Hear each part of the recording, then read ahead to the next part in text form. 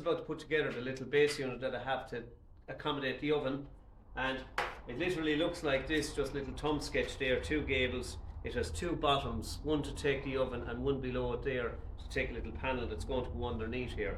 So that's all I needed, the little thumb sketch there and the sizes. Now it's a standard 600 unit. Now we're dealing with kitchen carcasses. They'll normally come in standard sizes, and they range from maybe 245 right up to 1200 millimeters. So the gable will always be 720, and it's normally 560 or 570 in width, no more, because it must allow for the door to go onto the front and then the top to overhang that as well. So the base in this case for a 600 unit, what it's going to be is 36 millimeters less than 600, simply because two gables will make up 36 millimeters.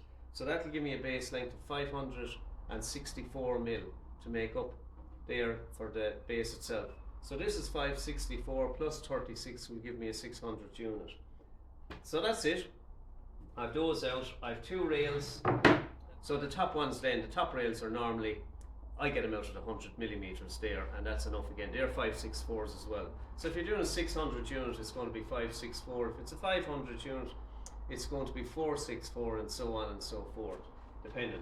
You can get ones in between as well, which is increments of 50 mil, but we're not going there today. Ready to screw this together now. I have the base, I have a sub base to take the oven, and two top rails.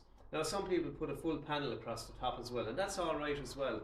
Normally you'll do that wherever there's going to be granite tops put on top of it, or marble tops where they'll be quite, they want to be able to have a surface that they can bond it down onto, but that's another story.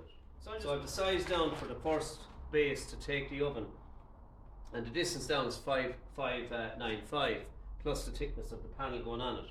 So I've just a habit of measuring once. I've measured down 595 and I've got a mark on my panel here. I'll take the combination square, set the combination square up to that height from the bottom, and just transfer a line across here. So there's no need to be measuring more than once whenever you need to take a measurement. Don't measure more than once if you can avoid it. That's the thickness of the panel. It's 18 mil, they're actually 18, they're closer to 19. I put the panel down on top of there, nice, just a waste piece there, pop it down there, and then transcribe the point across there, line, and I'm sure the camera should be able to pick that up there somewhere. If we just flick it, you'll see the line that's on that there, and that then is going to be where the position of the base bottom goes. I can put this guy on again here if I wish, and just mark the actual bottom, and that just gives me the position of it. I can drill a hole in those now going the opposite way, just drill them out. 3 screws is normally enough in the unit there. The height of the unit, just so as you know, the height is always 720, simply because the doors are finished at a 715. It allows a 5 mil gap at the top then for where the door is short of the worktop going on top. And then to make up the distance, the bases are put on by, we use little legs like that, adjustable legs, that we can adjust the height of the floor, so they go on all fours underneath it there. We'll see that in a few minutes when we have it together. So then just when you're measuring something, just measure down once. In this case it's 595.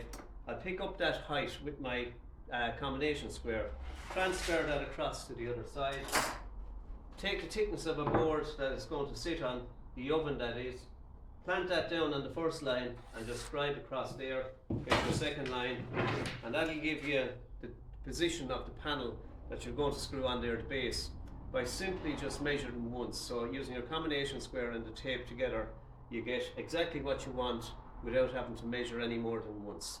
So I hope that's useful.